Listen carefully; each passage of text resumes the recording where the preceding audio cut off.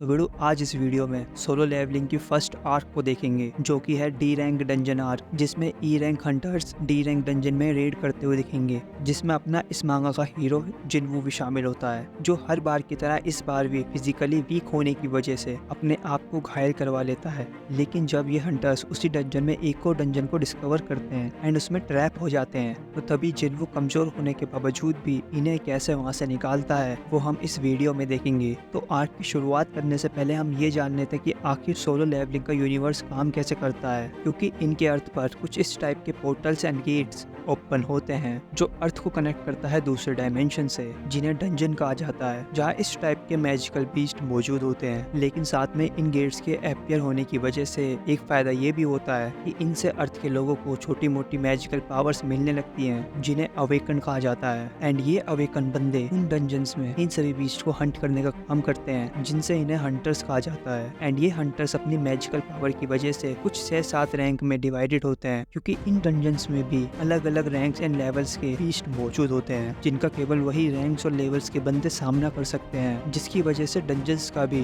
Hunters की तरह rank decide होता है। एंड इसी में से एक डी रैंक की डंजन में अपना हीरो ई रैंक का हंटर जिनवू इस आर्क में जाता हुआ दिखेगा, जो कि फिलहाल अभी the weakest E rank Hunter है मैनकाइंड का, जो साउथ कोरिया के एक सियोन नामक शहर में रहता है, जिसकी physical body and healing process एक एवरेज नॉन मैजिकल बंदे से हल्की फुल्की ही ठीक ठाक है, जिसकी वजह से वो डंजन्स में कई बार इंजर्ड हुआ है एंड इवन बहुत बार मरते मरते बचा है। एंड इतनी रिस्की जॉब होने के बावजूद भी वो ये काम कोई एंटरटेनमेंट या हॉबी टाइप के तौर पर नहीं कर रहा, बल्कि वो ये कर रहा है तो सिर्फ अपनी हॉस्पिटलाइज मदर के बिल को पे करने एंड अपनी यंग सिस्टर को कॉलेज भेजने के लिए, क्योंकि उसके पास सिवाय हंटर बनने के अलावा कोई और चॉइस नहीं है। एंड वो डी रैंक की डंजन में रेड करने के लिए उसी शहर की कंस्ट्रक्शन साइट पर पहुंच जाता है, जहां उसे कई जानकार चेहरे मिलते हैं जो कि उसे the weakest E rank Hunter के तौर पर जानते हैं। लेकिन जूही द बी रैंक हंटर जैसे लोग उसकी केयर भी करते हैं, जो उसे प्रीवियसली कई रेड्स में हील करती आई है, जिसको वो अपने पिछले ई रैंक डंजन रेड के बारे में बताता है, जहां वो बुरी तरह घायल होकर हॉस्पिटलाइज हो गया था, क्योंकि इनकी टीम उस डंजन में कोई भी हीलर को नहीं ले गए थे, जिसकी वजह से उसे हॉस्पिटलाइज होना पड़ा। और जिनवू के इतना बताते ही सभी 17 हंटर्स डी डंजन में चले जाते हैं, जिसे वो सभी मैजिकल बीस्ट को मारकर क्लियर कर लेते हैं। लेकिन वही जिनवू किसी बीस्ट को मारते समय अपने को घायल करवा लेता है, जिसे तुरंत ही बी रैंक की हीलर उसकी दोस्त जूही उसे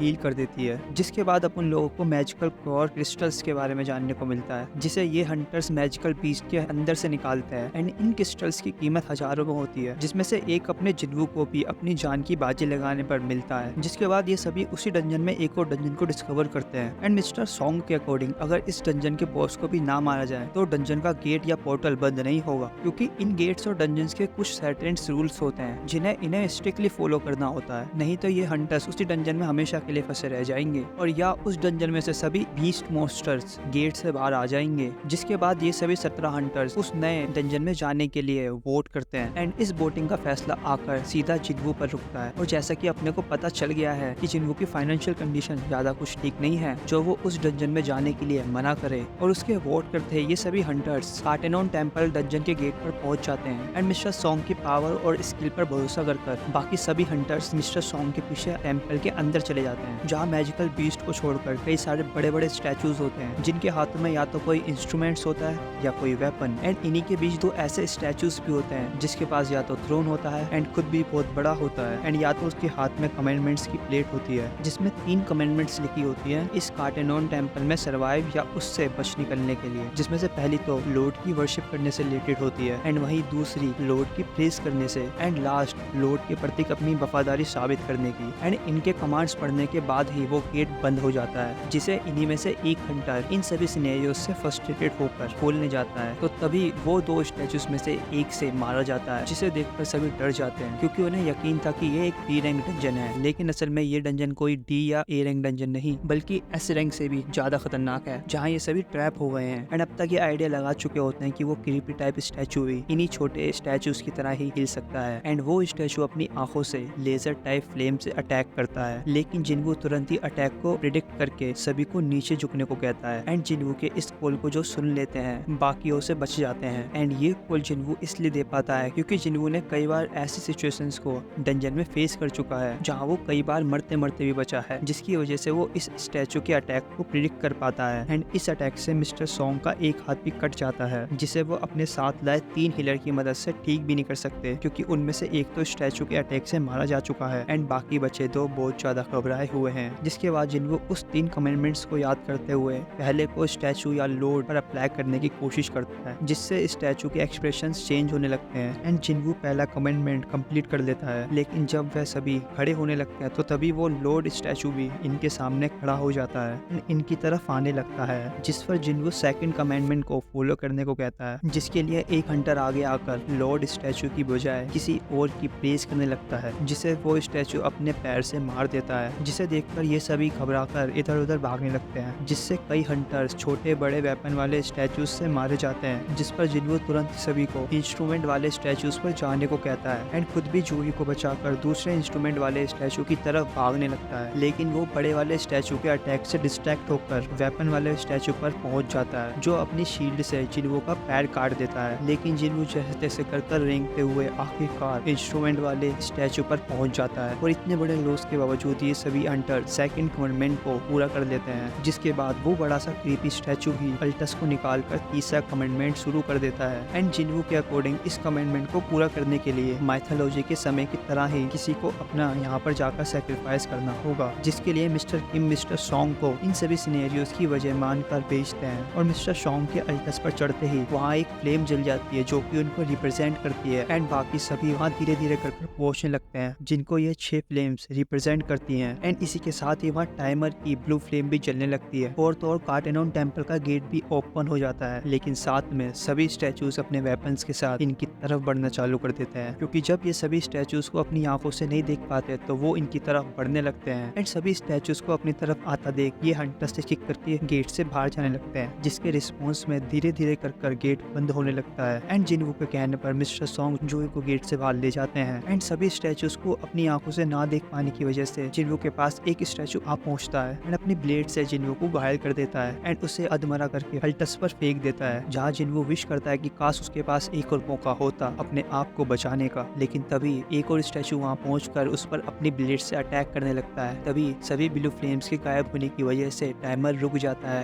एंड साथ ही साथ स्टैचूज भी रुक जाते हैं एंड अधमरी हालत में जिन्वो तीसरे कमेंडमेंट को भी पूरा कर लेता है, जिसके लिए उसके सामने एक वर्चुअल विंडो ओपन होती है जो बताती है कि जिन्वो ने secret pushed the courage of the week सभी नेसेसरी रिक्वायरमेंट्स पूरी कर ली हैं, जिसके लिए उसके पास प्लेयर बनने का राइट होता है, जिसको एक्सेप्ट करने के लिए उसके पास 0.02 सेकंड्स होते हैं, नहीं तो वो मर जाएगा एंड उसके कमाए गए इस अपॉर्चुनिटी को अपनी अधमरी हालत में एक्सेप्ट करता है या नहीं, ये हम सोलो लेवलिंग की अगली वीडियो में जानेंगे, जिसके लिए तुम मेरे इस चैनल को सब्सक्राइब करके रख सकते हो एंड अगर सोलो लेवलिंग का ये फर्स्ट ट्रैक तुम्हें अच्छा लगा हो तो वीडियो को एक लाइक करके जाना। मैं मिलता तुमसे एक और मांगा एक्सप्लेनेशन में।